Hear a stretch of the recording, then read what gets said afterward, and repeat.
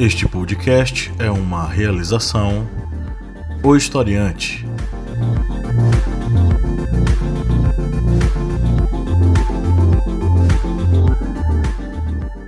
Olá, ouvintes, bem-vindos mais uma vez ao podcast do Historiante, o seu podcast sobre as ciências humanas, toda semana aqui batendo ponto, tratando com vocês sobre uma série de assuntos interessantes, necessários e urgentes. Hoje estamos aqui presentes eu, professor Pablo Magalhães, e o Kleber Roberto. E aí, galera, beleza? Hoje é um podcast em dupla, né, Kleber? Hoje tá meio desfalcado. Mas vamos que vamos, porque a gente tem que manter as postagens em dia. Hoje é dia de a gente falar sobre o tema que é o Brasil no cenário internacional. É um tema que algumas pessoas pediram, não é? A gente conversou e o momento é agora para a gente fazer esse tipo de programa. Mas antes a gente vai dar alguns recadinhos. Primeiro, se você já nos segue há um bom tempo e quer nos ajudar, seja um apoiador, vá no site apoia.se/historiante e faça um apoio a partir de R$4 mensais. Você nos ajude muito a manter esse projeto, além de entrar para o nosso grupo secreto com muito material exclusivo sobre as ciências humanas. Então, se você quer nos ajudar e ter mais contato conosco, vá lá e seja um apoiador.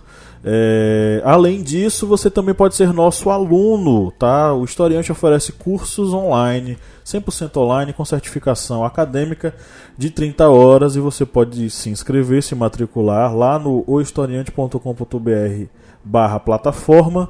Você vai ter lá acesso a alguns cursos que nós temos. Lá nós temos o curso sobre o contrato social, nós temos o curso sobre a ditadura militar, nós temos curso sobre a história de Pernambuco e nós temos o curso sobre as civilizações hidráulicas, Egito e Mesopotâmia. Então, se você está a fim de ser nosso aluno, quer aprender muito conosco, vá lá, acesse o historiante.com.br/plataforma e se inscreva. A inscrição é feita online também, as aulas são todas online. Elas começam e terminam na hora que você quiser, quando você quiser. Então, oportunidade massa aí para você estudar sem sair de casa. Além disso, nós temos uma promoção para você que está nos ouvindo. Você está querendo fazer um curso com 20% de desconto? É simples, Kleber vai dizer como. Só é você utilizar um código que nós vamos passar aqui. Para você que não é apoiador do Historiante, o código será Mercosul 0806. E para os apoiadores, Kleber? Economia 2019. Para os apoiadores tem uma coisa ainda melhor. O apoiador recebe 40% de desconto no curso, né? Isso mesmo. E para você que não é ainda um apoiador Historiante, o desconto será de 20%. Eu ia falar 25%. 20% de desconto aí pra você. Aproveita, né? Aproveita que essa promoção é por tempo limitado. Promoção, o gerente enlouqueceu. O gerente enlouqueceu, tá quebrando tudo. Tá quebrando, lembrei agora do cara da Havan, o velho da Havan. É aquele desgraçado. Enfim, vamos lá que hoje a gente vai falar sobre o Brasil, né, e no cenário internacional. Vamos abordar aí alguns aspectos históricos e analisar um pouco sobre esse cenário que nós temos hoje. Lembrando que esse é um tema de atualidades, né, e que possivelmente, para você que é aluno aí que está se preparando para o Enem, pode cair como possível tema de redação para o Enem. Então vamos começar com a matéria da BBC, que foi publicada no dia 2 de julho e foi escrita pela Mariana Schreiber. O título da matéria é: Em resposta à França, Ernesto Araújo diz que o Brasil está comprometido com o Acordo de Paris e contra desmatamento. O desmatamento na Amazônia aumentou no mês passado quase 60% em relação a junho de 2018. Segundo dados divulgados ontem pelo Instituto Nacional de Pesquisas Espaciais, o INPE, com isso, a floresta perdeu 762,3 km² de mata nativa no mês passado, o que corresponde a 7 vezes a área de Paris. Na manhã de hoje, o ministro francês do Meio Ambiente, François de Rugy, afirmou que o acordo com o Mercosul, abre aspas, só será ratificado se o Brasil respeitar os seus compromissos, fecha aspas, especialmente em relação à luta contra o desmatamento da Amazônia. Para o porta-voz do governo francês, Sibeth Ndiaye, a França, no momento, não está pronta para ratificar. Em resposta a essas declarações, Ernesto Araújo considerou que as falas das autoridades francesas visavam satisfazer cobranças internas do país e não representam risco para que o acordo seja aprovado e implementado. O tratado anunciado na sexta-feira, dia 28 de junho, só entrará plenamente em vigor após ser aprovado pelo Parlamento Europeu, os legislativos dos 28 países da Europa e os 4 países do Mercosul, o bloco que, além do Brasil, conta com Argentina, Uruguai e Paraguai. O ministro brasileiro argumentou ainda que, assim como há setores franceses contrários ao acordo, há também aqueles interessados na sua confirmação que vão pressionar as autoridades francesas. Abre aspas. Tenho certeza que é um acordo de grande interesse da França e de todos os países europeus. Assim como nós estamos esclarecendo o acordo aqui, o mesmo está sendo feito lá, afirmou Ernesto Araújo em entrevista a jornalistas em Brasília. Na parte comercial, o acordo promoverá, por exemplo, redução de tarifas de importação, abrindo o Mercosul para empresas europeias e o mercado europeu para o bloco sul-americano. Do lado político do acordo, parte que está próximo de ser concluída, haverá exigência de que todos os países mantenham seus compromissos ambientais e na área dos direitos humanos, caso do Acordo de Paris e das metas de desenvolvimento sustentável da ONU previstas para serem alcançadas até 2030. É interessante essa fala dele porque, primeiro, ele considera que as declarações dos franceses, dos representantes do governo francês, sobre dizerem que não vão ratificar, para Ernesto Araújo, é como se eles estivessem falando isso para enganar as pressões da população francesa, mas que por baixo dos panos eles estão fechados com o Brasil, só na cabeça megalomaníaca desse cara. Terraplanista. A segunda questão está ligada ao fato de que assinar esse tipo de acordo tem 2 condições. Uma é manter os compromissos ambientais e a outra o compromisso com direitos humanos, coisa que o governo Bolsonaro não está a fim de fazer, não é? Então, assim, a gente está diante de uma relação, e o próprio ministro, o Ernesto Araújo, que inclusive assinou ali previamente o acordo, mas ele ainda vai ter que passar pela ratificação de um bocado de gente, vai ter que passar por votação.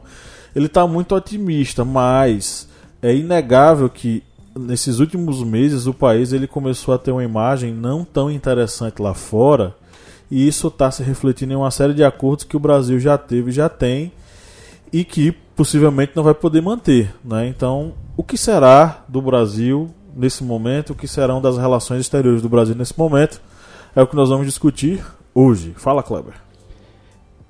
Eu acho que o chanceler brasileiro, o Ernesto Araújo, ele esqueceu um detalhe que é muito importante para a assinatura desse acordo entre Mercosul e União Europeia, que na Europa está tendo um crescimento muito grande dos chamados partidos verdes, que são os partidos que defendem causas ambientalistas. E não são partidos que, digamos, estão com crescimento ainda se tornando ali pequenos, médios. Não são partidos que estão tomando a maioria em vários parlamentos europeus. E esses partidos tanto defendem a questão ambiental, no caso, proteção da Amazônia, como também a própria questão de saúde dos cidadãos europeus. Já que, lembrando, o Brasil tem uma lista de quase 200 agrotóxicos que são proibidos em vários locais do mundo e estão sendo liberados aqui no Brasil. Isso aí vai acarretar em muitas críticas e num peso muito grande para a não ratificação desse acordo entre Mercosul e União Europeia. Lembrando que são 28 parlamentos que têm que dizer sim, e desses 28 ainda tem o próprio Parlamento Europeu, da União Europeia, que também tem que dizer sim. E nesses países a grande maioria são defendidos por partidos que defendem causas ambientais e causas nacionais também, pois devemos lembrar que não é só a questão dos agrotóxicos, né? A própria ministra da Agricultura do Brasil, a Tereza Cristina, ela admitiu que o Brasil teve um grande carregamento de frango que foi proibido de entrar no Reino Unido porque estava contaminado com salmonela. E o mais interessante é que esse frango ele foi redistribuído para o mercado interno, com a desculpa de que ainda poderia ser uma carne consumida. Mas se é uma carne que foi proibida em um país de primeiro mundo, como dizem, um país desenvolvido, proibir essa entrada, porque é uma carne contaminada e ela vai ser revendida para a população brasileira. Isso é uma coisa muito estranha. E na própria declaração, por exemplo, que ocorreu no parlamento francês, que vários deputados desse parlamento, eles disseram: os Estados Unidos não compram certos produtos do Brasil, porque nós vamos comprar. E sair dando exatamente o que?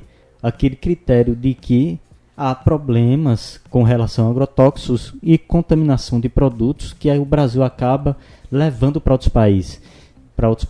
E isso vai acarretar em sérios problemas para a ratificação desse acordo entre Mercosul e União Europeia. Pois é, e eu acho muito estranho esse otimismo dele, dizendo que não, já está tudo certo, vai todo mundo assinar e a gente vai cumprir o que a gente prometeu em relação às metas em relação à preservação do meio ambiente. A primeira coisa, eles aprovaram, se não me engano, foi mais de 200 novos tipos de agrotóxicos, né? Mais de 200. Aí me diga, onde é que eles estão protegendo o meio ambiente dessa forma, não é? E também lembrando que tem lugares onde tem grandes plantações e tal, que as pessoas que moram nas redondezas, elas já estão sentindo os efeitos. Elas já estão começando a ficar enjoadas, elas estão começando a ir muito ao banheiro, né, com diarreia. Elas estão começando a sentir esse efeito. Sem nem contar que esse efeito já é sentido por todos nós na mesa de casa, porque a gente está se alimentando já com alimentos pesadamente, embevecidos de agrotóxico, né? Então, a nossa realidade já é essa. Isso já está modificando, inclusive, nosso próprio desenvolvimento orgânico. Os jovens já estão se desenvolvendo de uma outra forma. Os hormônios que são injetados nas aves já estão se refletindo no crescimento desses jovens, no desenvolvimento desses jovens, o desenvolvimento hormonal. Então, assim, os efeitos já estão sendo sentidos. E se ele está garantindo que isso vai ser respeitado, ele deve estar sabendo de alguma coisa que a gente não sabe a mais. Porque isso só está ligado necessariamente à degradação do meio ambiente e da flora e da fauna. Você pega animais aí, por exemplo, você acabou de falar que a carne de frango, né? Ela voltou. Bicho, se chega lá, bate no teste de qualidade e volta, é porque esse negócio não presta. Recentemente, ainda no governo Temer, estavam se falando sobre a carne... enfim, não é adulterada, mas ela tem inclusive vestígios de baratas. Não sei quantos % de vestígios de barata, não sei quantos % de vestígios de papelão. Então, até onde isso significa um respeito ao meio ambiente? Fora que aquele imbróglio, eu acho que a gente falou sobre isso em algum episódio aqui do podcast, não sei se foi sobre o meio ambiente, ou se foi sobre a questão indígena. A própria questão da demarcação dos territórios indígenas é um compromisso com a preservação do meio ambiente, a preservação da Amazônia. Aí o que é que o Bolsonaro queria fazer? Tirar a demarcação da FUNAI e colocar com o Moro, para que ele fizesse a demarcação. Não foi isso que aconteceu? Foi para o Ministério da Agricultura. Ministério da Agricultura. Gente, qual é o interesse dos grandes latifundiários se não acabar com as reservas indígenas para poder colocar pasto para boi comer? Não é? Então, assim, o Bolsonaro e o governo brasileiro estão longe, muito longe, de estarem cumprindo com aquilo que foi estabelecido em relação o respeito ao meio ambiente, preservação do meio ambiente. E a outra coisa que ele falou aqui na matéria, que eu achei interessante, foi a questão do compromisso com os direitos humanos. Gente, o próprio presidente já se manifestou várias vezes sobre vamos matar, vamos torturar, já fez apologia à tortura várias e várias vezes em vários programas de TV, reafirmando sua admiração pelo brilhante Ustra, o cara de quem ele tem um livro de cabeceira, o cara que foi um dos maiores torturadores. Ele chegou na votação do plenário, na votação de impeachment, fez uma alusão ao Ustra. Então, acreditar que um presidente desse vai estabelecer algum tipo de compromisso com os direitos humanos é acreditar em Papai Noel, né? E lembrando que o Brasil tanto quer esse acordo entre Mercosul e União Europeia, como também quer um assento na OCDE, que é a Organização para a Cooperação e Desenvolvimento Econômico. Só que entrar na OCDE, que é, digamos, um clube do bolinha das potências econômicas, não é só chegar e dizer, quero um assento, vamos pegar uma cadeira e botar na mesa, senta aqui, Brasil, você agora faz parte da OCDE. Não, tem que obedecer uma série de fatores muito grandes. São mais de 100 critérios, que vão desde critérios sociais, ambientais, econômicos, tributários. E o Brasil não consegue obedecer nem 50% desses critérios. E aí o Brasil vem dizer, não, os Estados Unidos estão apoiando que a gente entre na OCDE. Só que para entrar na OCDE, são 36 países que compõem os países, digamos, titulares. Porque há vários países que são associados. O Brasil é um país associado, não tem uma cadeira permanente na OCDE, mas é sempre chamado para reuniões, pode dar algumas indicações, mas não é um membro permanente. Membro permanente da OCDE são potências como Espanha, França, Reino Unido, Estados Unidos. Há países também da América Latina, como Chile, a Turquia, mas desses 36 países, todos, depois que esse país conseguir cumprir esses critérios que são solicitados pelo OCDE, e o país conseguiu cumprir todos os 36 têm que aprovar, tem que dizer sim, ele pode participar. Se um disser não, o país não entra. E aí o governo quer dizer que para entrar na OCDE é algo que só basta os Estados Unidos dizer que quer e todos os vão aceitar. E não é bem assim. Todos sabem que há uma animosidade muito grande entre Estados Unidos, principalmente no governo Trump, contra a União Europeia. Graças a essas defesas, nacionalistas que ocorrem por Trump e também que ocorrem agora na União Europeia, isso pode abalar muito qualquer indicação que os Estados Unidos façam com relação a um outro país. É interessante essa coisa dos Estados Unidos. O Bolsonaro está se aproximando de muito dos Estados Unidos, né? Em detrimento de outros países historicamente parceiros comerciais do Brasil, atrapalhando a vida comercial do Brasil lá fora. Porque a partir do momento em que você vai entrar em acordos com um país em detrimento de outro, esses outros países eles podem muito bem cortar relações comerciais, que é algo que, para um país que está em uma crise econômica como o Brasil, é algo terrível. O que foi que a China deixou de comerciar com o Brasil mesmo? Soja. E os Estados Unidos... meteu soja na China. Toma aí, no furico. Porque eu acho bonito isso, porque é falta de estratégia. O cara vai dar uma rasteira no país com quem ele tem relação comercial para o outro, para quem ele está querendo bajular, tomar o lugar. Ocorreu algo similar nessas relações internacionais do Brasil com a mudança da embaixada do Brasil de Tel Aviv para Jerusalém. Essa mudança, os Estados Unidos fez essa mudança da embaixada de Tel Aviv para Jerusalém, por quê? Porque tanto Israel como os países árabes, eles precisam dos Estados Unidos, tanto para comprar petróleo, no caso os países árabes, como comprar armamento, tanto os países árabes como Israel. E o Brasil fez isso por quê? O Brasil fez isso para bajular os Estados Unidos. Não tem nenhuma explicação prática para esse tipo de coisa. Pelo contrário, as negociações econômicas do Brasil com Israel são pequenas, são mínimas, em comparação com as negociações que ocorrem do Brasil com os países árabes.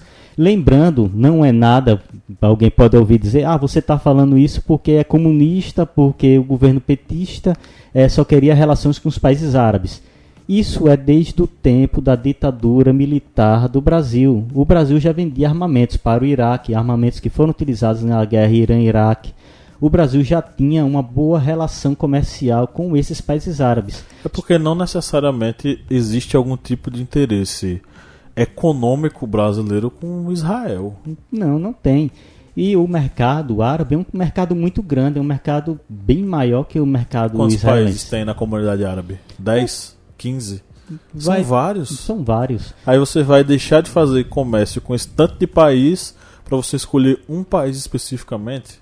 É tanto que quando foi fazer essa mudança, muitos produtores, avicultores, principalmente avicultores e pecuaristas entraram em desespero, porque sabiam que Um país árabe, ele pode ser rival com outro, mas se você atacar uma ideia defendida por um desses países, todos se unem.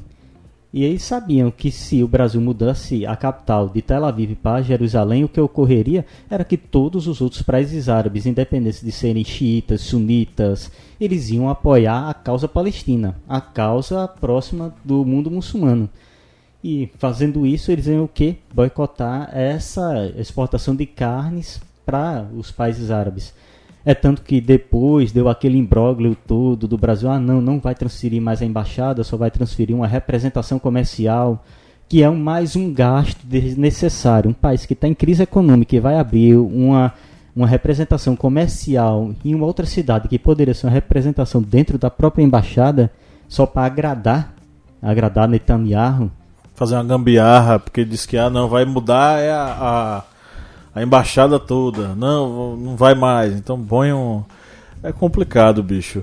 Bom, seria bom a gente fazer um histórico aqui sobre a participação do Brasil em questões internacionais, né? A primeira participação brasileira assim, de vulto está ligada ao ministro Oswaldo Aranha, que foi ministro das Relações Exteriores do Vargas, né? De 15 de março de 1938 a 23 de agosto de 1944, ele foi o ministro que participou da fundação, vamos dizer assim, do Estado de Israel, né? Participou da ONU presidindo, na verdade, o órgão. E, salvo engano, foi o Oswaldo Aranha quem participou como chefe da delegação brasileira. Ele participou da Assembleia Geral das Nações Unidas em 1947, durante a votação da UNGA 181 sobre o plano de partição das Nações Unidas para a Palestina, no qual ele adiou a votação por 3 dias para garantir sua aprovação. Por seus esforços na situação palestina, ele foi nomeado Prêmio Nobel da Paz em 1948. No processo de envolvimento brasileiro na Segunda Guerra Mundial, Aranha teve papel fundamental representando no governo a ala pan-americanista, defendendo uma aliança com os Estados Unidos, sempre em oposição aos chefes militares capitaneados principalmente pelo ministro da Guerra, Dutra, que eram partidários de uma aproximação com a Alemanha. Em 1944, ele se demite do cargo de chanceler após ser enfraquecido dentro do governo e pelo fechamento da Sociedade dos Amigos da América, da qual era vice-presidente, e voltou à cena política em 1947 como chefe da delegação brasileira na recém-criada ONU. Presidiu a segunda Assembleia Geral da ONU, que votou o plano da ONU para a partição da Palestina em 1947, que culminou na criação do Estado de Israel, fato que rendeu a Aranha eternas gratidões dos judeus e sionistas por sua atuação. E essa foi a participação do Oswaldo Aranha na raiz aí da construção do Estado de Israel.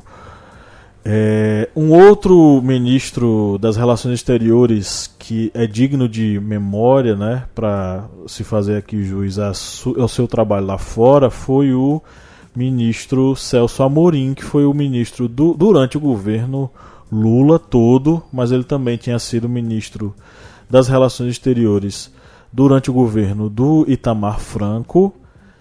No governo Fernando Henrique ele foi embaixador no exterior e entre 2003 e 2010 ele foi o ministro das Relações Exteriores de Lula. Kleber, não sei se concordará comigo, ele vai se manifestar aí. Foi um momento de maior crescimento do protagonismo brasileiro lá fora, concorda, Kleber? Foi um momento que tanto teve esse crescimento econômico do Brasil, como também houve uma queda acentuada no desemprego. Foi um período, digamos, o último período áureo da economia brasileira. Foi o ministro que estava com Lula quando ele foi chamado de cara pelo Obama, né? O cara. This is the man, the most popular politician in the world. Mas também tem outras participações militares, né, Kleber? No Haiti, por exemplo. Teve a participação brasileira durante o conflito no Haiti, que o Brasil fez a pacificação do país, e houve a participação do general Santos Cruz. Esse general também que participou de uma missão de paz no Congo. Mas voltando aí para o Haiti, foi uma missão de paz muito complicada, porque primeiro teve que pacificar um país e houve muitos relatos de conflitos entre tropas da missão de paz, que era comandada por soldados brasileiros, contra as guerrilhas que existiam, principalmente nas zonas urbanas da capital, da haitiana. E no primeiro momento havia até um pequeno imbróglio entre as tropas da missão de paz comandada pelo Brasil e a população haitiana. Só que isso veio a acabar após o terremoto que ocorreu no Haiti. Foi aí que essa missão de paz ela realmente demonstrou seu valor, que não era somente de pacificar, mas foi de auxiliar a população nesse início de reconstrução de um terrível terremoto. O Haiti, por ser uma das nações mais pobres do mundo e a nação mais pobre do continente americano, até os dias atuais ainda está sofrendo para se reconstruir depois desse terremoto. Mas a participação brasileira nessa missão de paz ela foi muito importante, tanto para pacificar o país, como também para auxiliá-los depois desse terremoto. E o general Santos Cruz ele participou também de uma missão de paz no Congo, que é a República Democrática do Congo, que estava envolvida na guerra civil mais sangrenta desde a Segunda Guerra Mundial. Mais de 4 milhões de pessoas morreram nesse conflito, um conflito que é até chamado conflito esquecido, porque as potências ocidentais simplesmente abdicaram de tentar intervir durante um bom período. E o general Santos Cruz ele esteve envolvido até mesmo em tiroteios, em conflitos, pois é um país que tem muitos grupos armados. E o Brasil demonstrou sua participação nessa missão de paz com o comando do general Santos Cruz, comandando tropas tanto da ONU como também do governo do Congo nessa tentativa de pacificação desse país. No campo econômico tem a formação do bloco. Se não me engano, o Celso Amorim participou dessa construção desse bloco, que foi o BRICS, né? Que foi construído durante o período do governo Lula, com a ideia de organizar os países, vamos dizer assim, emergentes, num bloco forte econômico para fazer frente aí, por exemplo, à União Europeia. E aí nos BRICS você vai ter Brasil, Rússia, Índia, África do Sul, China e África do Sul. China e África do Sul, os BRICS. São países que não necessariamente têm um alinhamento ideológico. Por exemplo, você vai pegar uma Rússia, que é um governo extremamente autoritário, capitalista, enfim. Você vai pegar uma Índia também, que tem um governo muito ligado à questão de exploração da mão de obra lá, pesadíssima. O capital estrangeiro já está lá inserido e tal. Acho que desses todos aí, só a China que vai ter um governo politicamente comunista, mas economicamente um socialismo de mercado, né? Que a gente pode dizer assim.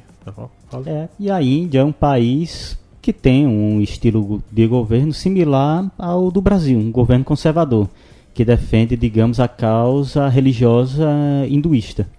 Se você for pegar, por exemplo, que lá na Índia você tem, por exemplo, o crime de estupro, você tem condições para você levar em consideração se de fato aquilo é estupro, até a quantidade de homens que pegaram a mulher, entendeu? Então é uma coisa absurda, um dos países mais conservadores que a gente tem aí. Então não é um bloco econômico criado por um viés ideológico, é um bloco econômico criado por interesses comerciais e fortalecimento de determinado grupo para fazer frente à União Europeia. Quem diz isso, que é um grupo ideológico, meu Deus do céu, tá louco, né? E uma última coisa que eu vou falar antes de passar a palavra para você, Kleber, quando o Brasil fecha acordo econômico com a China, ele não está fechando o acordo econômico porque a China é comunista. É porque a China tem produtos a nos oferecer. E nós produtos a oferecer a ela, que na balança fica favorável para a gente. E lembrando que devido a essa aproximação quase subserviente do Brasil com os Estados Unidos, o BRICS corre o risco de virar RICS, sem o B de Brasil. Que nessa última reunião do G20 no Japão, houve a reunião do BRICS, teve essa reunião, essa cúpula do BRICS, só que depois a China fez um RICS sem o Brasil, uma reunião apenas com a Rússia, Índia, China e África do Sul. Eu acho que pouco a pouco o atual governo ele vai começar a se isolar, indo em direção a um grupo econômico que não está interessado nele, que é o grupo dos Estados Unidos. As Olavetes, Bolsominions e Moretes ficam entusiasmadas com a aproximação com os Estados Unidos, sem saber que essa aproximação ela só fortalece a relação imperialista que os americanos sempre tiveram com o Brasil, e parece que eles esqueceram e estão querendo reavivar isso agora, né? Parece que esqueceram sobre a doutrina Monroe e a política do Big Stick. Pois é. Passando a limpo. Hoje a pergunta vai ser aqui para o nosso professor Pablo, mas vocês analisem um pouquinho antes de eu dar a resposta.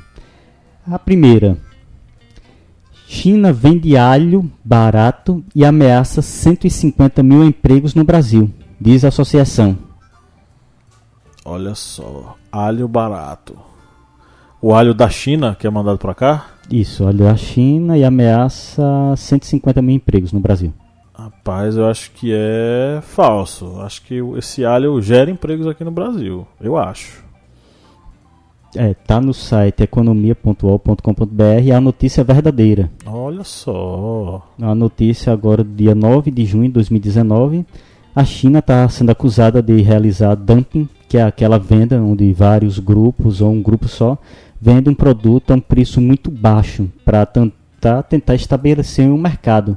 E a China fez isso com o alho e corre o risco de causar 150 mil desempregos no Brasil.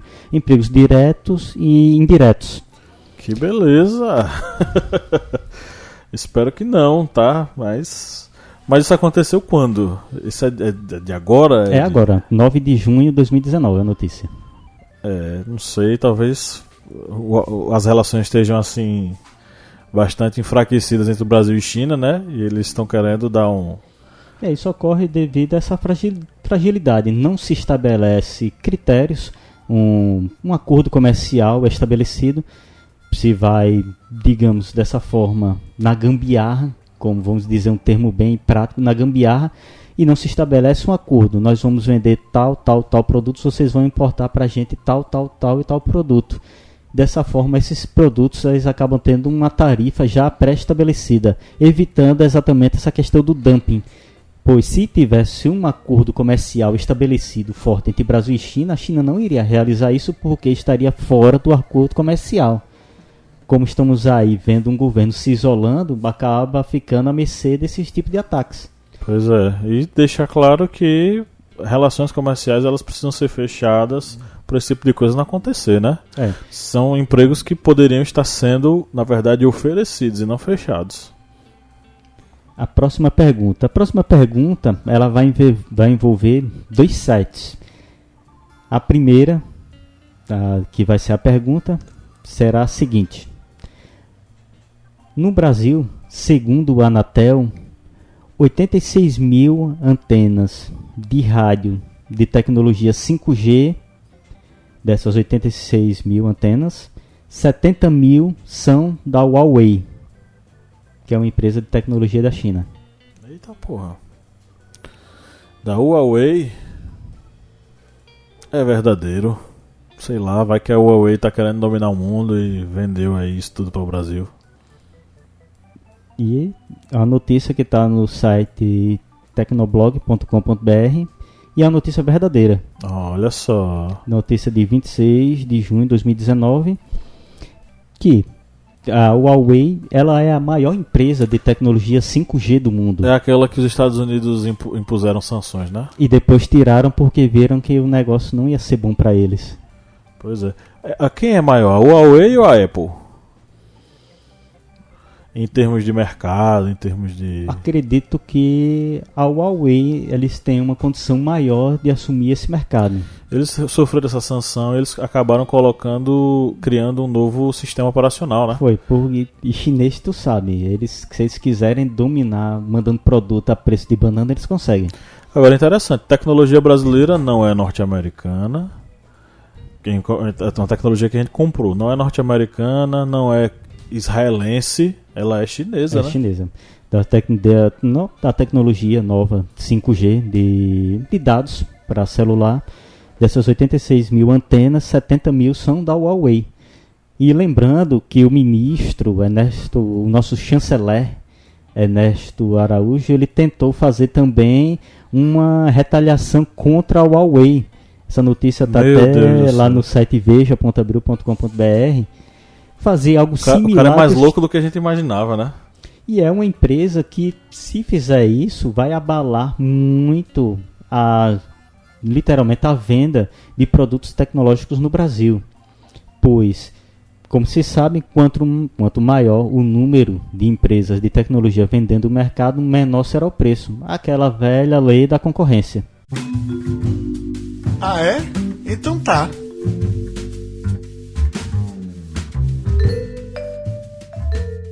Bom, vamos para nossas interações aqui com os seguidores. Como somos apenas nós dois, Kleber, vamos nós dois respondendo as coisas, tá? Vamos começar com o Flávio, nosso apoiador, Flávio Santos, que está aí com a gente sempre, batendo ponto aqui. Ele disse o seguinte: o objetivo do atual governo é vender todo o patrimônio nacional, reduzir gastos com educação e saúde, além de ignorar políticas de proteção ao meio ambiente. Com isso, perdemos nossa soberania que foi conquistada nos anos anteriores. E um dos fatores que está contribuindo é a falta de política de interação com os países latino-americanos. É até difícil apontar alguma solução porque foi para isso que o atual governo foi eleito. Ele está identificando aqui um distanciamento, inclusive, com os países latino-americanos. E é algo que realmente é complicado, pois, além desses mercados já grandes, como a União Europeia e China, os principais parceiros comerciais do Brasil são os países latino-americanos. Lembrando que o Brasil é um dos principais importadores do trigo da Argentina. Ou seja, dentro desse Mercosul, por exemplo, há uma relação muito grande de comércio entre esses países. Lembrando que no início desse governo, do governo Bolsonaro, Paulo Guedes ele disse que o Mercosul não estava na agenda do Brasil, não estava na agenda comercial. Todo mundo deve lembrar isso. Ele falou, inclusive, numa entrevista em que ele foi até ignorante com a repórter argentina. Que ela perguntou, ele disse: não é prioridade, não é prioridade. Você queria que eu falasse assim? Dizer o quê? Tá ok? Tô imitando o Bolsonaro. E agora está o país praticamente com Pires, com o nome Mercosul, pedindo um acordo comercial com a União Europeia. Isso mesmo. Assim, quando a gente fala sobre privatização, a gente tem que entender o seguinte: quando a gente vende algo para alguém lá de fora, é o cara de fora que é dono da empresa aqui. Como fizeram com a questão da extração de petróleo na costa brasileira. A extração ela era a exclusividade da Petrobras. A partir do governo Michel Temer e agora com o governo Bolsonaro, essa extração tem determinadas empresas de fora que compraram o direito de poder fazer extração. Então, isso é bom para o Brasil até que ponto? Primeira coisa, eles vão vir e vão gerar empregos? Vão. Só que essa geração de empregos ela não necessariamente significa geração de riqueza para o país. Uma coisa é você, uma empresa local, uma empresa nacional, uma empresa estatal, gerando a extração, gerando a produção dos combustíveis, enfim, e vendendo lá fora, ela está gerando riqueza para o país. Quando a empresa de fora vem para cá, ela gera empregos. Ela dá um salário para o cidadão, esse cidadão vai ter um salário para sobreviver. Mas aquela riqueza possível que ia ser injetada em educação, ia ser injetada em saúde, isso não vai ser mais. Então privatizar está ligado a isso. E quando o Flávio fala sobre perdermos a soberania com esse processo de privatização, está muito ligado a essa questão. Quando você bota para fora, você está dizendo o seguinte: ó, não quero mais investir nem em educação, nem em saúde. Não é? E teve a questão também da Embraer, que praticamente agora não é mais uma empresa brasileira, pertence à Boeing. Segundo o próprio acordo, a grande maioria das ações pertence à Boeing, a empresa norte-americana. E é um dinheiro que você vende, você faz o dinheiro na hora, né? Só que aquilo que a empresa poderia lucrar é muito maior a longo prazo do que aquele dinheiro que você conseguiu poupar agora, né? Enfim. Vamos ver aqui outro. Tem muita gente desesperançosa aqui, viu? Desesperada. Teve uma fala aqui de um cara chamado Thomas Henrique, Kleber, que eu queria que você fizesse um comentário. Ele não é nosso seguidor, ele apareceu assim e disse o seguinte: estava péssimo o Brasil no cenário internacional estava péssimo, sem credibilidade por conta da corrupção e mercado fechado por causa do viés ideológico, mas isso está mudando. Eu não sei de qual país ele está falando, realmente. Porque se for uma questão do Brasil, que está tentando assinar um acordo com a União Europeia disse que não vai assinar. Por exemplo, a França já disse que não está preparada para assinar por causa dessa questão da defesa da Amazônia e dos agrotóxicos. Está com a China, que exportava soja para a China, e a China não comprou soja brasileira, comprou dos Estados Unidos. Está com uma relação bem estremecida com outros países da América Latina. Se ele estiver falando, por exemplo, do Brasil, está ocorrendo o contrário. O Brasil está ficando cada vez mais isolado nesse cenário internacional. Lembrando também a questão do BRICS, que o Brasil está quase saindo do BRICS, está virando RICS.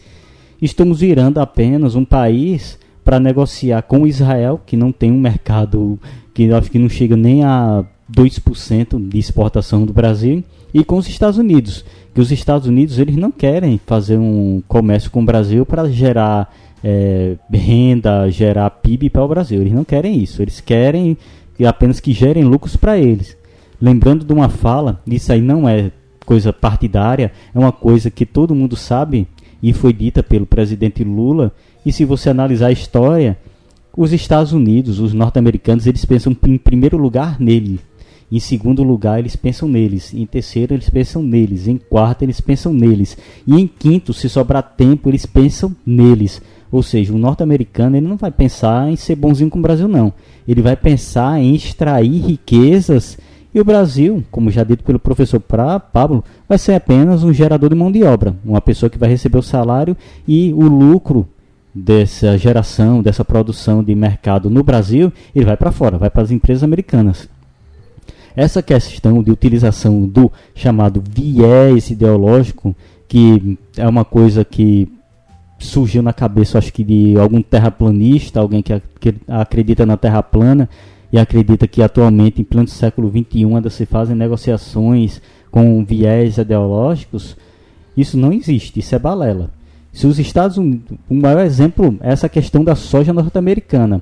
Eles fizeram uma briga comercial com a China, mas isso aí, qualquer país faz briga comercial um com o outro. Os Estados Unidos fez briga comercial com a União Europeia, dois blocos capitalistas, mas na primeira oportunidade que os Estados Unidos teve de vender seus produtos para a China, como por exemplo a soja, vendeu que não fez nenhuma questão de saber se a bandeira da China é vermelha e se lá é governado pelo Partido Comunista Chinês. Eles não fizeram questão de saber isso, não.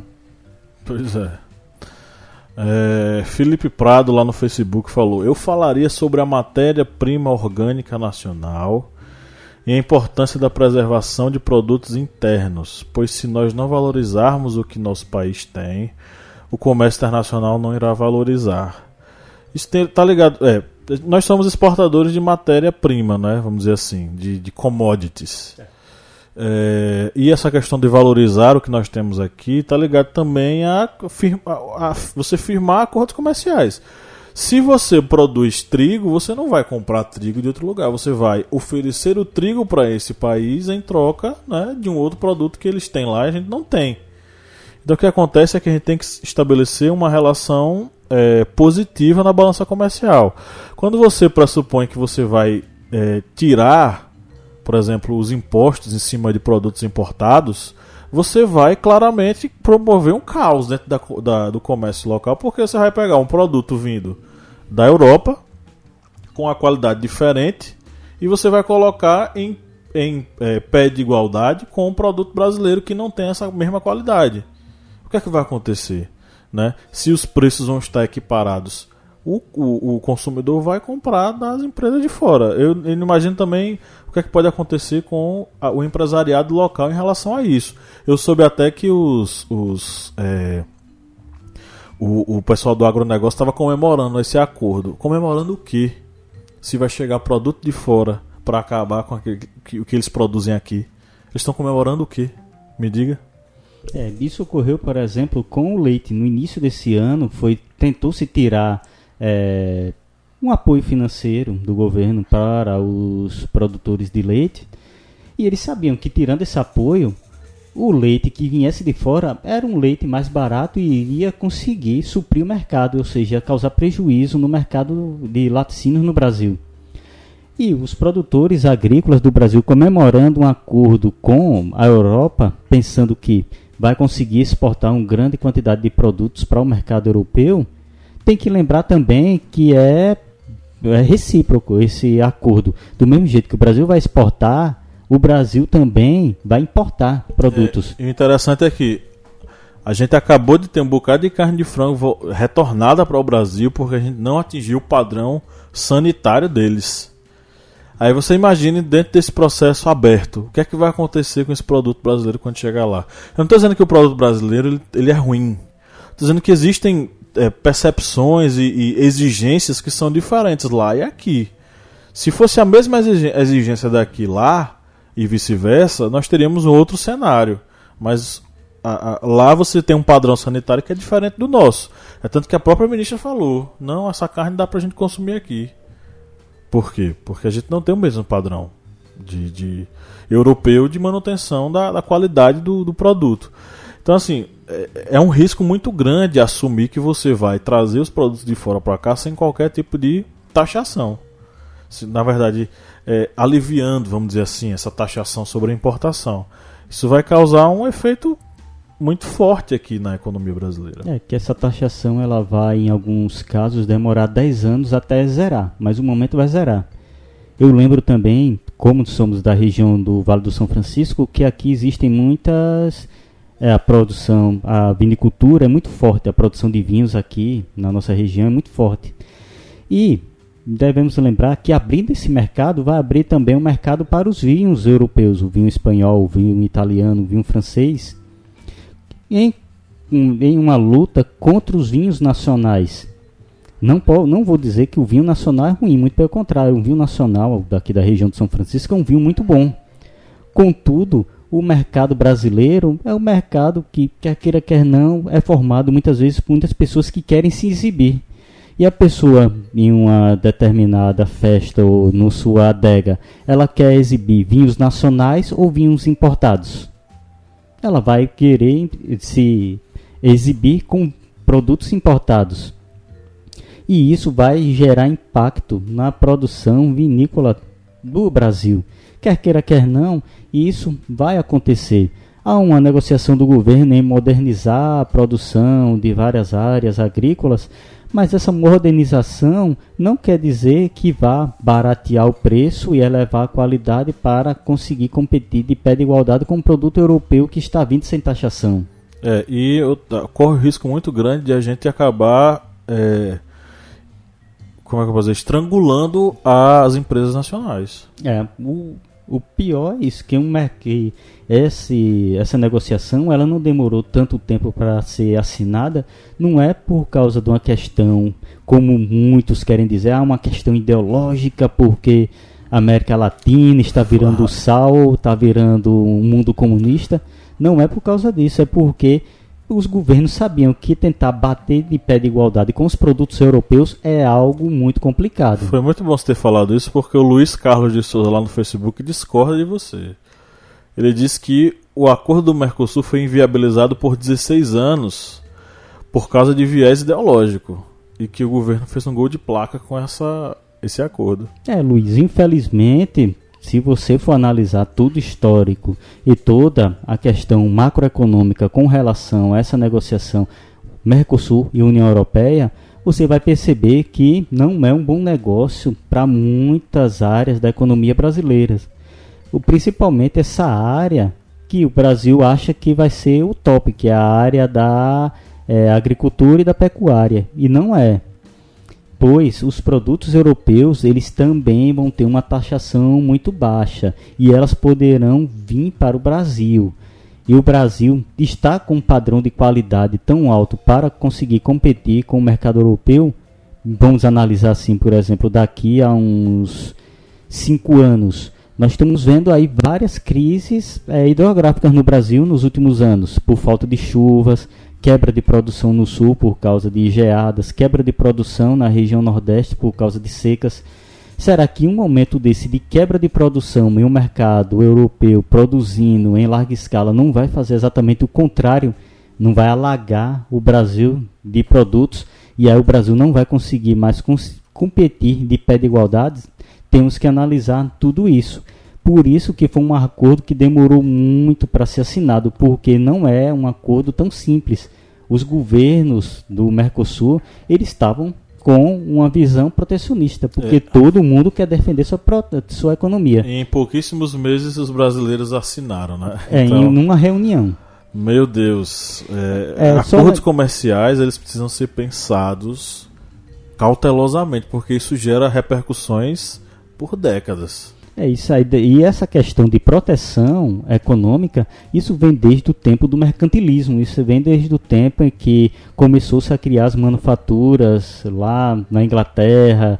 Isso lá pelos idos do século XVII, século XVIII, em que sabiam que se o mercado inglês, por exemplo, fosse alagado por produtos de manufaturas francesas, as manufaturas inglesas iriam quebrar. Então o que se vai fazer? Vai fazer um mercado protegido pelo governo. Vamos taxar os produtos que vão entrar.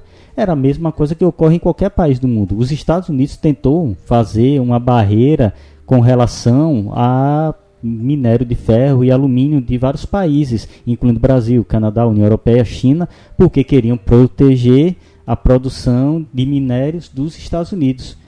Para você só ter uma ideia, não vá pensar que Donald Trump é o conservador nos costumes e liberal na economia. Isso é ilusão. Americano não é liberal não, na economia dele não. É conservador do início ao fim com a sua economia. Eles vão se proteger até quando não aguentar mais. Esse negócio de economia liberal ficou para os outros. Os outros se quebram em negociações liberais do neoliberalismo, mas o mercado americano ele é conservador, ele vai se proteger. Liberalismo para os outros. Liberalismo para os outros, conservadorismo para mim. Liberalismo no furico dos outros é refresco, né? Na verdade. José Márcio Guimarães falou aqui que faria um texto comparativo entre o Celso Amorim e o Ernesto Araújo. A diferença entre os dois é absurda, tá? Porque, assim, a carreira do Celso Amorim é uma carreira renomada, inclusive com uma série de... como o cara usou aqui o termo gol de placa, né? Cadê ele aqui? O Luiz Carlos falou gol de placa. O Celso Amorim fez vários gols de placa ao longo do seu período de chanceler brasileiro, né? Uma série de acordos, a própria fomentação aí da construção dos BRICS, as relações bilaterais com a China, enfim, ele tem uma carreira muito respeitada, sem viés ideológico, né, diferentemente do atual chanceler, que é um cara que é partidário de Olavo de Carvalho, fomenta suas ideias, não sei se já condecorou ele, eu sei que o Bolsonaro já condecorou o Olavo de Carvalho, um dos filhos dele foi lá, entregou uma premiação e tudo mais, porque o Olavo não pode pisar no Brasil, porque se pisar no Brasil vai preso, essas coisas.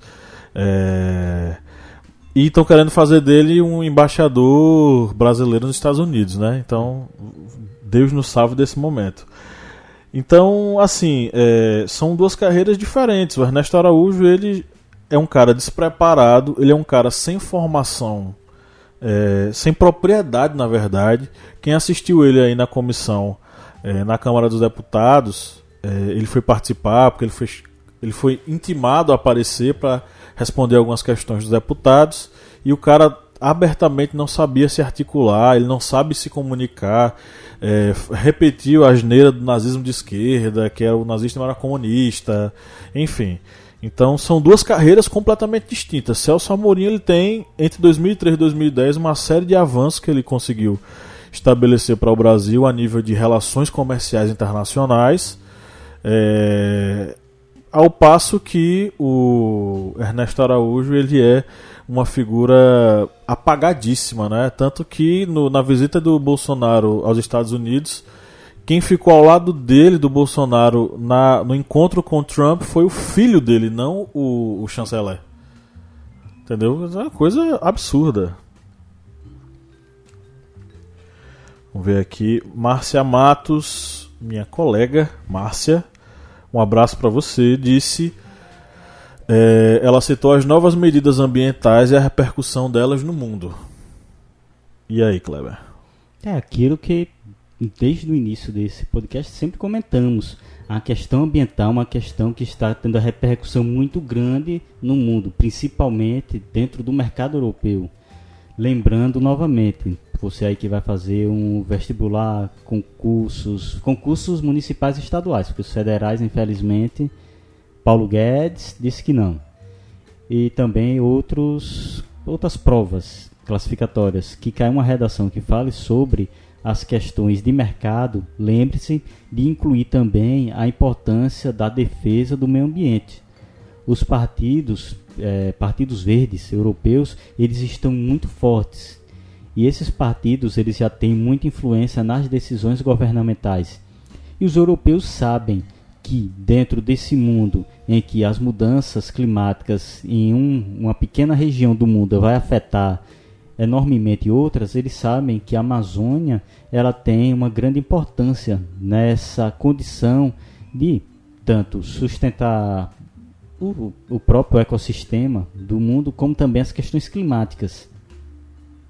E tentar, em um primeiro momento, como o governo Bolsonaro, ele diz que as notícias com relação ao aumento do desmatamento é uma notícia falsa, porque sempre é isso, é dizer que quando uma coisa ruim é fake news, quando uma coisa boa, quer dizer, não teve nada bom até agora, então quando a notícia ruim eles dizem que é fake news.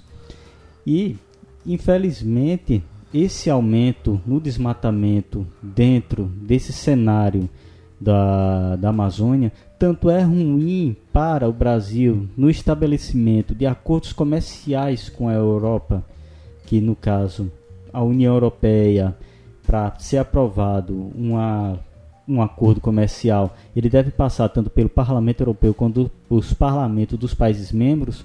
Como o desmatamento nessa Amazônia vai impactar muito também a produção agrícola no Brasil e dessa forma impactar a própria economia nacional. Só um dado aqui sobre o Celso Amorim, só para não deixar escapar essa coisa. O Celso Amorim, quando ele foi embaixador brasileiro no exterior, ele acabou fazendo uma série de conexões aí com vários políticos, vários representantes nacionais aí em outros países. E ele foi responsável pelo direcionamento humanista da política externa brasileira, que incluiu entre seus objetivos a luta contra a fome, a pobreza e o unilateralismo. Fez coalizões com países do hemisfério sul.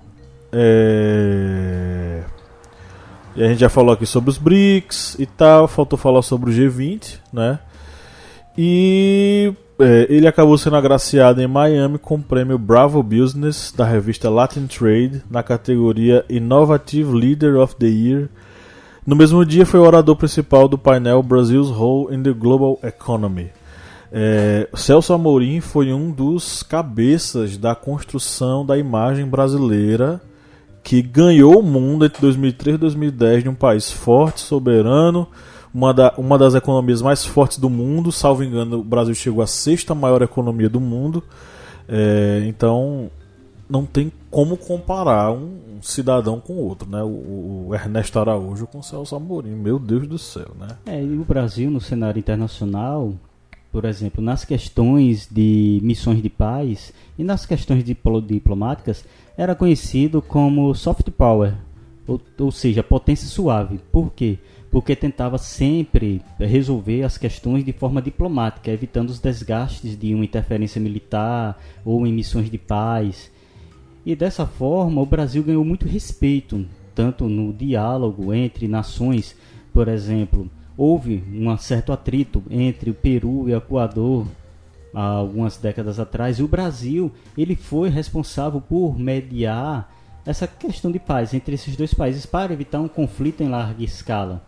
E atualmente nós temos um governo que fez ameaças sérias de invadir a Venezuela. E sem lembrar que o principal aliado da Venezuela é a China e a Rússia, potências econômicas e militares que os próprios Estados Unidos sabem que se bater de frente com eles vai ser complicado um conflito desse. E o Brasil ficou fazendo ameaças. O filho do Bolsonaro, acho que foi o Eduardo, dizendo o Brasil deveria ter uma bomba atômica para fazer uma ameaça, para ter respeito nos países. Esses caras são desequilibrados, né, bicho?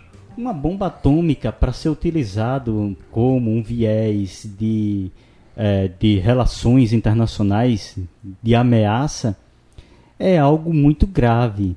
Nenhum país, nem mesmo os países que seriam aliados do Brasil na situação dessa, como por exemplo Estados Unidos ou países do Mercosul, aceitariam o Brasil ter uma arma nuclear para fazer chantagem contra outra nação.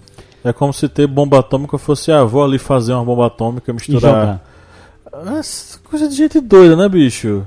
Esses caras são muito desequilibrados. Eu tenho medo, inclusive, de eles causarem problemas para o Brasil.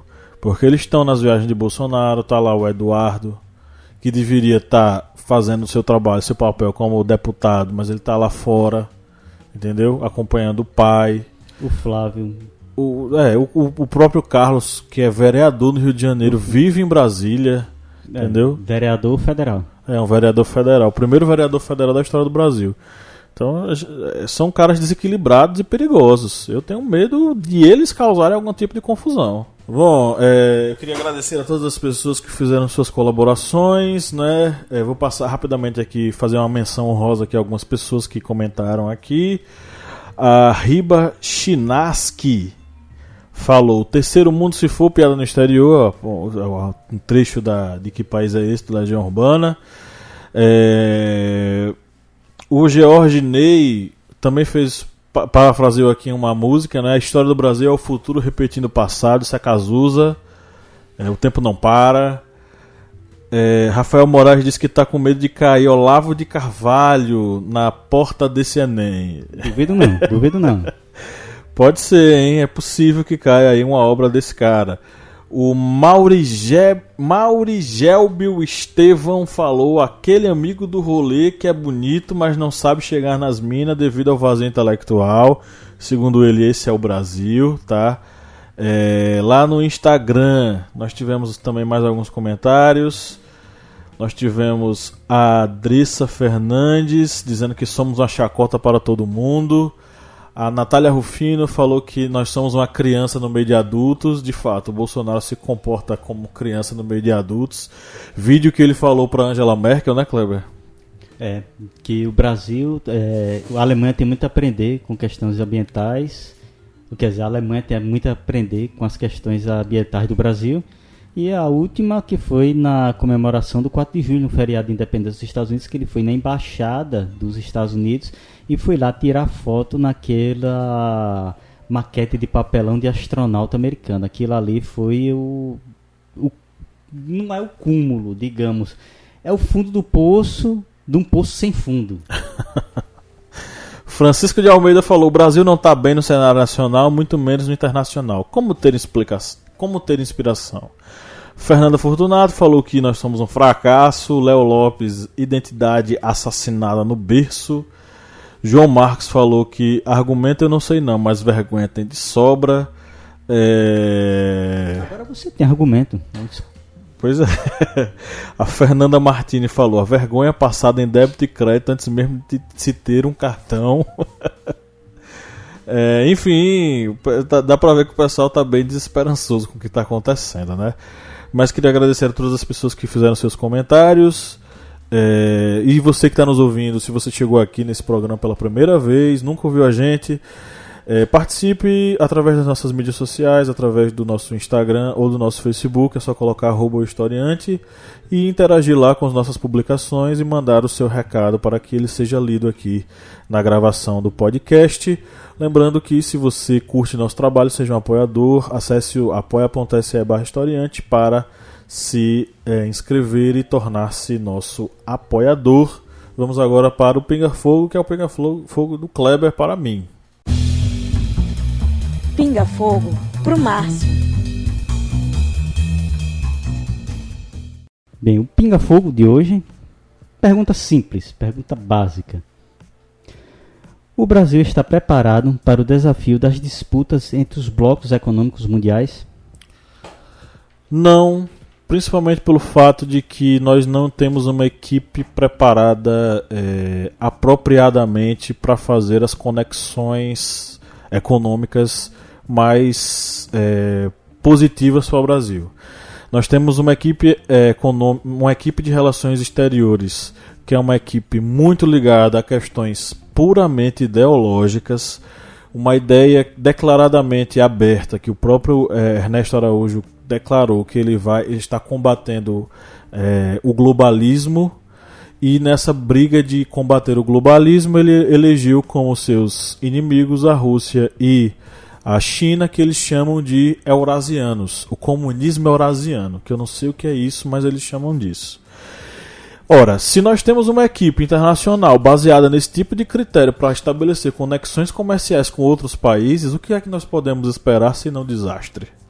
Se nós temos uma equipe econômica baseada em uma espécie de batalha cristã contra os maus costumes, uma batalha cristã pela manutenção da família, como pensar economia? Se na cabeça dele só tem esse tipo de coisa. Então, assim, os embates dos grupos econômicos internacionais com equipes muito mais preparadas para esse tipo de trabalho, para esse tipo de luta, dentro de um cenário desse, o que a gente tem que esperar do Brasil com o Ernesto Araújo, com essa galera que está aí, é desastre. Eles estão querendo se aproximar dos Estados Unidos por uma aproximação capitalista. Nós somos liberais, capitalistas igual aos norte-americanos. Mas os norte-americanos, eles não estão com o Brasil como prioridade, não. Eles têm outros parceiros comerciais. E na primeira oportunidade que eles puderam dar a rasteira no Brasil, qual é o caso da economia com a China, eles deram. Então nós estamos muito despreparados. Os partidários do bolsonarismo estão elogiando o acordo que foi estabelecido entre Mercosul e União Europeia. Aguardem, porque esse tipo de acordo entre países de um bloco rico com países que estão em desenvolvimento, que não têm uma economia tão forte quanto, isso vai gerar problemas para nós, porque a corda, no final das contas, sempre arrebenta do lado mais fraco.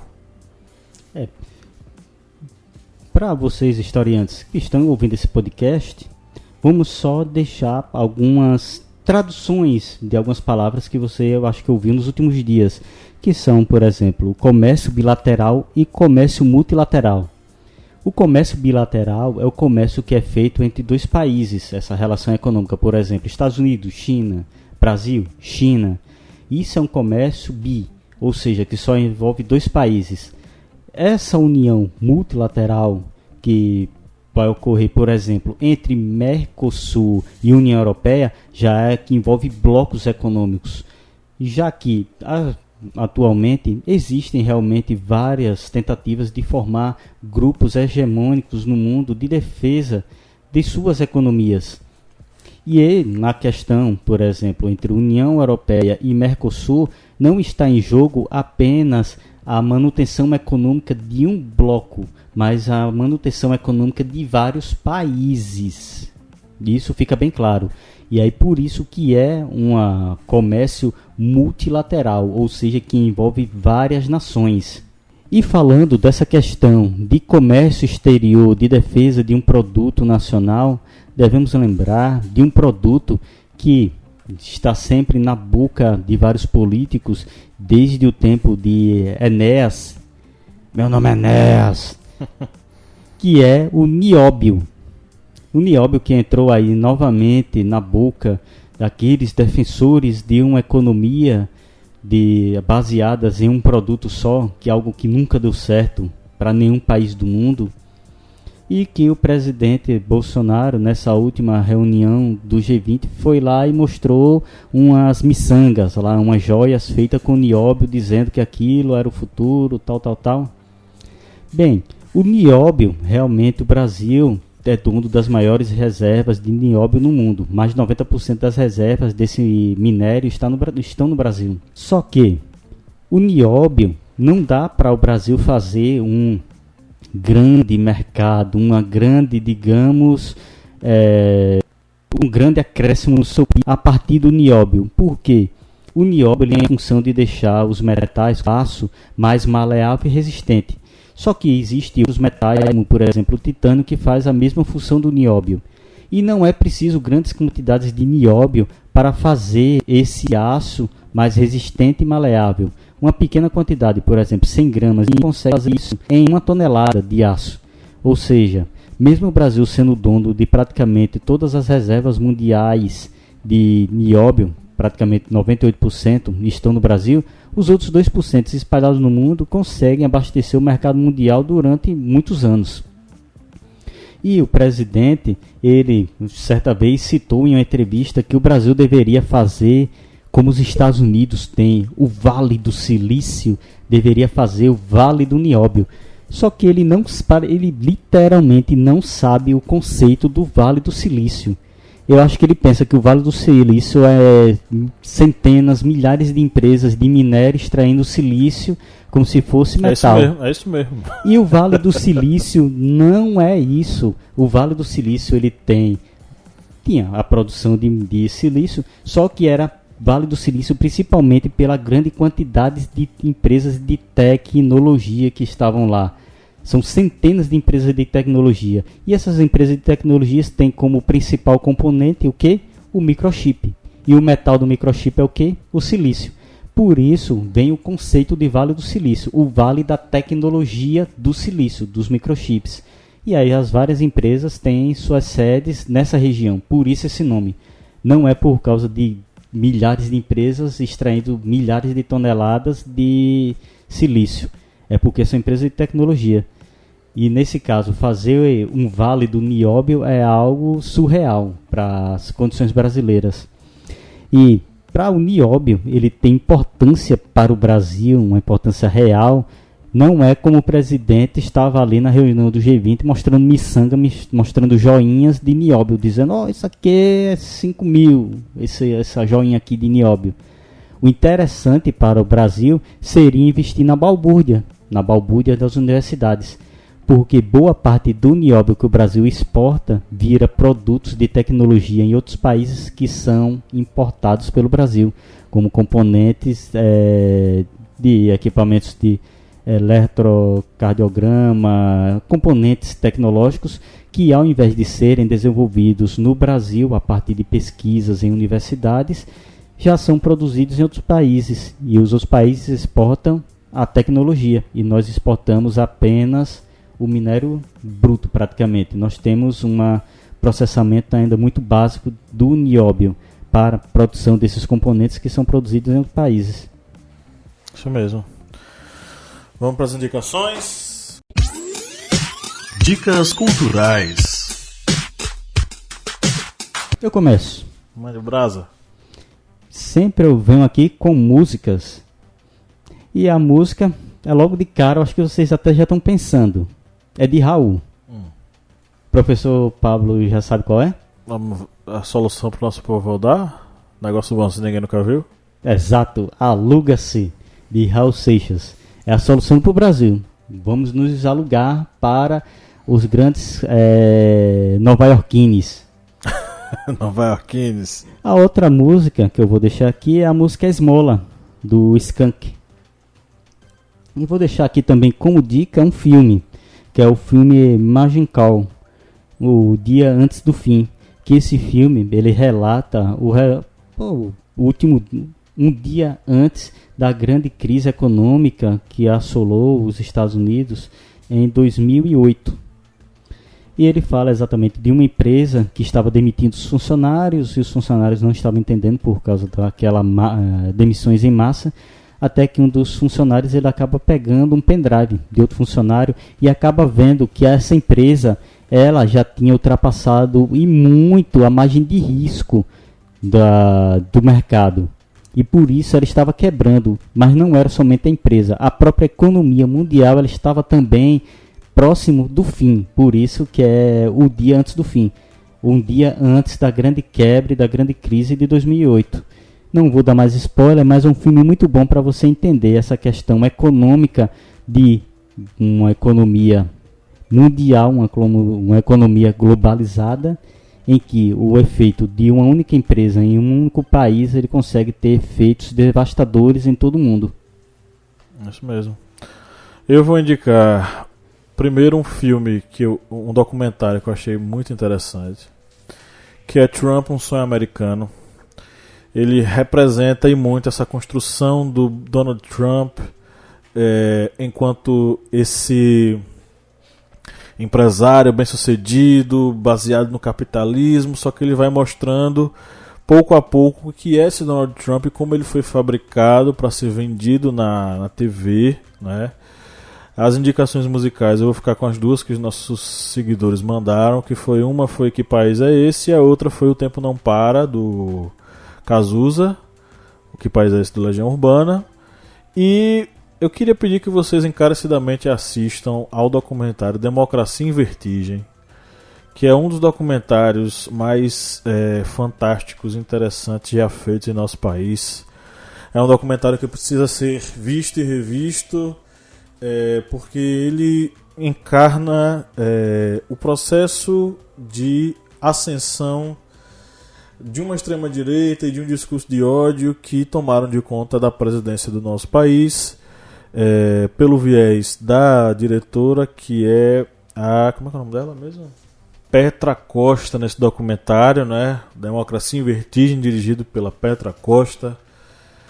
Não percam, assistam, é um documentário fantástico. E se lhe disserem que ele tem um viés político, sim, tem um viés político. A Petra já desde o início deixa claro, ela é partidária da esquerda e ela é antibolsonarista. Então o documentário ele trata sobre uma relação muito pessoal dela com a história política do Brasil, que culmina com o golpe e com a ascensão da extrema direita em nosso país.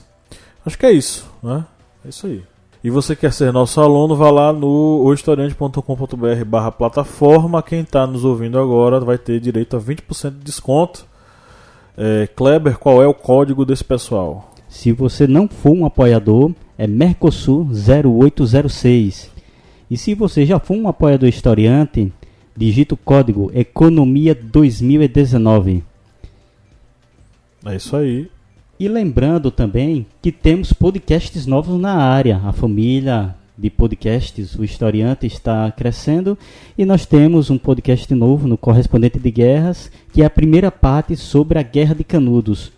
Não é somente um storytelling simples, pois é um storytelling que serve também para você que está estudando história, para você que está se preparando para o Enem, para vestibulares, para concursos, por exemplo, da Polícia Militar, que muitos concursos, por exemplo, na Bahia, já se pede questões de história, e você tanto vai ficar por dentro desse assunto, que é a Guerra de Canudos, como também vai curtir um storytelling diferente, um storytelling em que você vai ter o correspondente de guerras narrando praticamente como se estivesse no próprio conflito. Ok, e encerrando esse episódio, vamos lembrar que faleceu no dia 6 de julho o músico, instrumentista, compositor, criador da bossa nova, o cara que tirava música de ouvido tranquilamente, em ouvido absoluto, conhecido no mundo todo, que lançou um estilo musical, revolucionou o samba, né? Que foi o João Gilberto. Foi um dos principais parceiros musicais de Tom Jobim e do Vinícius de Moraes. Ele que já vivia muito debilitado em seu apartamento, né? Enfim, e já não fazia mais apresentações, ele estava recluso, 100%. Acabou falecendo, não sei se saiu o motivo do falecimento, saiu? Pelo que tinha ouvido a notícia, ele já tanto vinha debilitado como ele sentiu um mal-estar muito grande. Ao tentar chamar a ambulância, quando chegaram ele já tinha falecido. Pois é, então fica aí nossa tristeza, né, e nossa saudade por esse mestre que se foi, um cara que nasceu aqui em Juazeiro da Bahia, local onde nós estamos gravando esse maravilhoso podcast. É uma terra rica de artistas. Vão passar aqui alguns áudios agora da Lídia e do Márcio. Aqui vai meu eterno agradecimento a João Gilberto por ter feito o mundo conhecer o Brasil de uma forma bonita e inconfundível, incomparável pelo ritmo da bossa nova. E agradecer também, né, a existência desse homem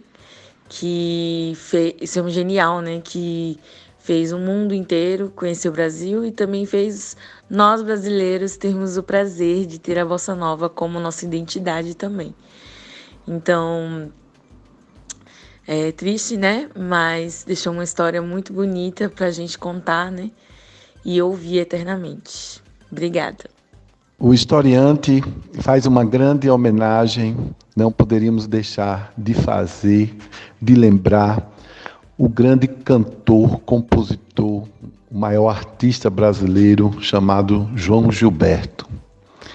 E nós fazemos essa homenagem aqui porque João nasceu em Juazeiro, cidade onde nós moramos, onde nós estamos, onde nós gravamos esse historiante. João Gilberto foi um juazeirense que logo muito jovem resolveu seguir para o Rio de Janeiro, para Minas, em busca da perfeição, em busca da nota perfeita, da harmonia. Ele era um gênio com ouvido absoluto, capaz de identificar ruídos em notas musicais, em instrumentos sendo tocados no meio da multidão, no meio de vários outros sons.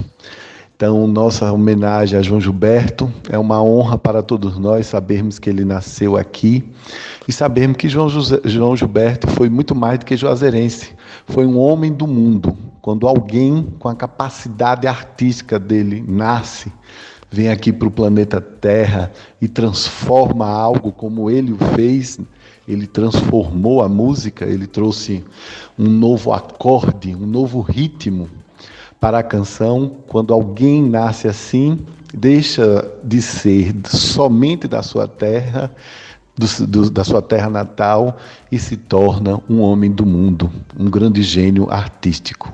Nossa vontade enorme de dizer a João, muito obrigado por tudo, valeu, João. Vamos ter muita saudade, mas sabemos que você agora vai tocar na verdadeira vida. Pois é, então é uma tristeza, mas fica aí o legado desse mestre. Arretadas está no ar, viu, gente? Então, você que nos acompanha e ainda não escuta o podcast das Arretadas, vá lá. São as meninas, a Lídia Verônica, aqui do podcast do Historiante, a Jaiane Rodrigues e a Hannah Góes. Elas fazem um podcast com visões e olhares e perspectivas femininas sobre os assuntos sociais. Elas estão lá toda semana, de 15 em 15 dias elas postam um episódio novo, e elas estão com o endereço na internet, o historiante.com.br/retadas. Se você quiser conversar com elas, você vai lá, participa do site também delas e manda algum e-mail também com informações. Elas lançaram essa semana agora um podcast, um episódio sobre futebol feminino e outro episódio sobre o caso Neymar, o suposto caso de estupro, né? O episódio ficou com o nome E aí Fake, né? Então vão lá e sigam as Arretadas também.